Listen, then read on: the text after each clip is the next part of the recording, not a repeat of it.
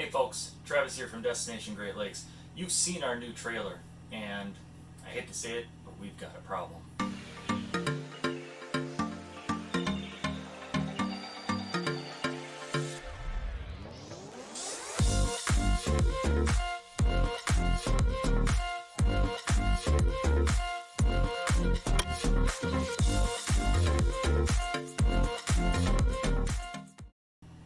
The problem is this.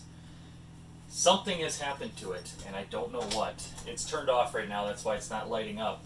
But this refrigerator is struggling to get below 50 degrees, much below 50. The lowest I've seen it so far was 44. And those of you that know refrigerators, in fact, I'll show you with this little thermometer here. It's showing room temperature right now because I've got the refrigerator shut down.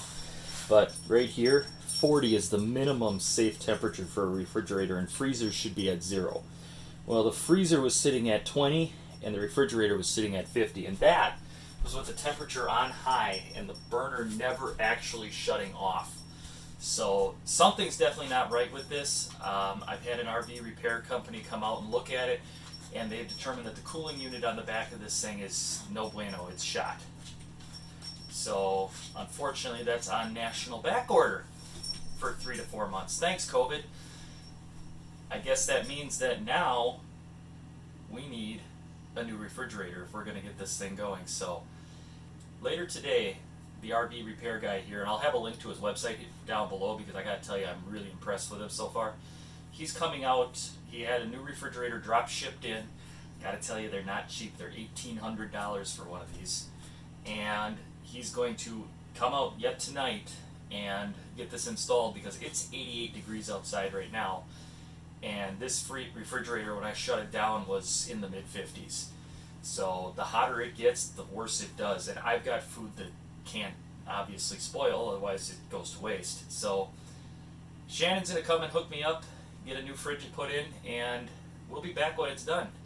It's been 3 days since the new refrigerator was installed, and the eagle eye among you may notice that the control panel's a little bit different. That's because it's not the exact model that we had. The one that we had was an N8 XLT by Norcold, and that was going to take about 3 weeks to get the exact model. This is also a Norcold, but it's an N8 LX. They were able to transfer the stainless steel panels over so everything looks the same, but it's a slightly different model. It's actually a little bit newer, a little more efficient, but the main reason we went with this one is they were able to drop ship it overnight and get it in versus waiting 3 or 4 weeks for a new one. And the cooling unit on back was on national back order for 3 to 4 months, and there was not even a guarantee that we would get it by then. So Shannon at Happy Camper Repair and Service. Let me try that again because I've said it wrong 4 times now, and I'm not starting this over again. Shannon at Happy Camper RV Repair and Service did a really good job. I've got his card right here. I'll link to his website down below. He hooked us up. He did a fantastic job. Replacing one of these, not cheap, but his labor rates actually are a little bit less than I would have found if I had taken this thing off-site to, say, Rhinelander or Hayward to an actual RV dealer. He does charge a service call of $150 to come out and diagnose, but then and that's a little ouch. But when it's all said and done, his labor rate is lower, and in the case of this, the labor was enough that it actually washed out. He handled disposal of the old refrigerator. This thing took approximately 36 hours to get down to the temperature it should be at. Kind of par for the course for an absorption refrigerator like this.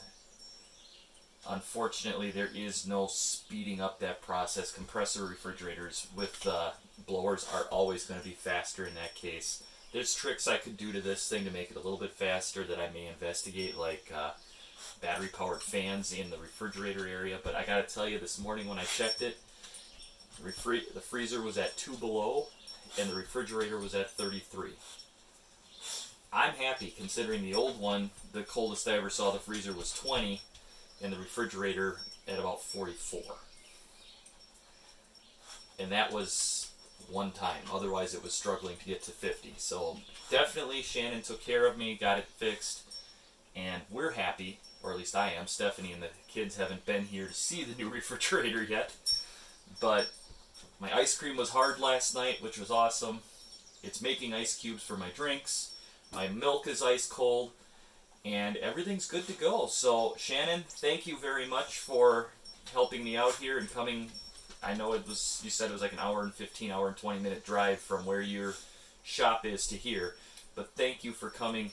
You saved me a whole bunch of hassle of having to drag this off site, bring our old camper back for the week or so it would take somebody else to fix it, or longer, because they probably would have, I don't know that they would have jumped through the hoops you did to find me a workable solution that fast.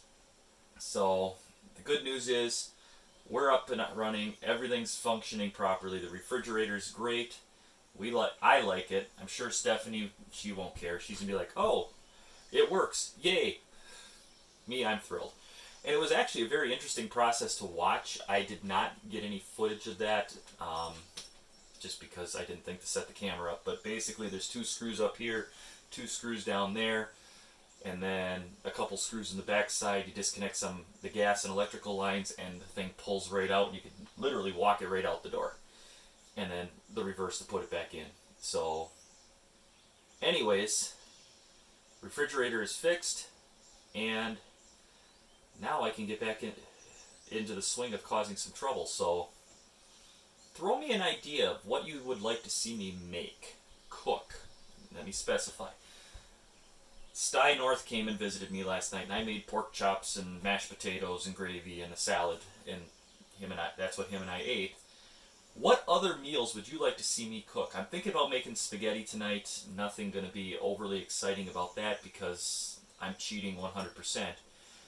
But maybe I need to actually make homemade spaghetti sauce over the fire or something. That could be entertaining. So drop a comment down below of what you think I should, what sort of foods would you like to see me try and prepare over here at camp over the summer? And I'll throw them into the video rotation. Until then, make sure you like, comment, subscribe, ring the bell so that you get notified of when a new video comes up. Stay safe, take care, and we'll see you at our next destination. Thanks for watching, everybody. Bye-bye.